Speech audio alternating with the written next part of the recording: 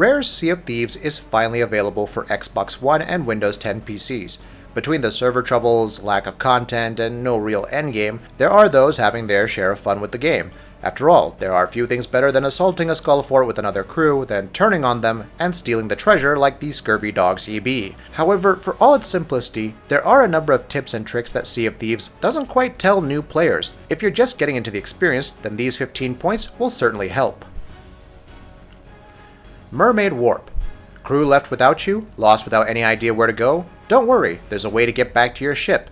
Simply use Mermaid Warp and you'll go directly to your ship. Look for some smoke in the water nearby and you'll find a mermaid. Interacting with it will teleport you right back to your ship. Skull Clouds. You might have seen those skull clouds in the sky and thought doomsday is upon us all, but no, those are actually skull forts.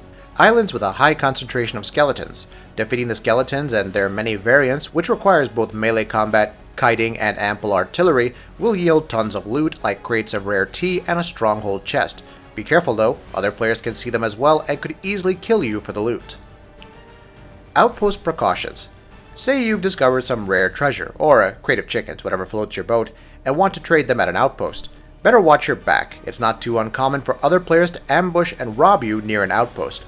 Even worse, you can be robbed in the outpost by other players. After all, they can just take your treasure and immediately cash it in at the outpost. Check for ships before dropping anchor, and remain vigilant at all times of any ships following you to an outpost.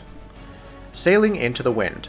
Sea of Thieves only offers two ship varieties, a sloop and a galleon, with the former holding 1 or 2 people at max. At first, you may think the bigger option is better, but having a smaller ship does have its advantages. When a galleon is after your sloop, make an attempt to sail into the wind.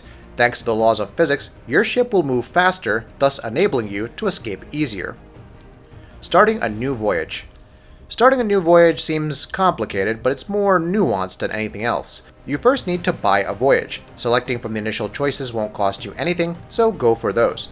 Place this voyage on your ship's table. If you're with other players, get them to do the same. A voting process will begin, and once everyone decides on a mission, you receive a map and are on your way. Aiming cannons. Eventually, you'll have to fire the cannons on your ship. Whether it's at the skeletons on shore or other ships, the cannons will do a ton of damage. If you find that your shots just aren't hitting the mark though, try aiming below the waterline. That's the line where the ship's hull will meet with the water's surface. You should find your foes fearing you ever so slightly more. North Star. If you're confused about port and starboard or just see navigation in general, look for the North Star. This will be your guiding light should you ever get lost. Alternatively, it makes for a decent point of reference if you don't want to pull out your compass. Just remember to give your mates some more information eventually. Using maps. Your map table and mission map are the most important sources of information that indicate your destination. Take care to compare them accordingly. The mission map will sometimes have the location written on it. Compare it to the world map and boom, head right there. However, some locations won't be on the mission map. You'll only see the island's shape and have to compare it to the world map to know where to go, just like ye old seafaring days. Checking ship damage. Having fun slinging cannonballs at the other galleon? How's your ship holding up, by the way? Make sure you or another crew member keeps checking in the basement for damage and whether water is starting to enter the ship. That's because there's no indication for your ship being damaged. It could very well be sinking and you'd have no idea until you're below water. Sailing straight. To properly straighten your ship, look for a handle trimmed in gold at the helm, aka that wheel you use to move the ship. If you keep that centered, then your ship's rudder will also be straight. This ensures that the ship is sailing straight and not drifting off to the left or right by accident. Turn off the lights. Ambushing other unsuspecting players in Sea of Thieves is pretty much expected. You're all pirates, darn it.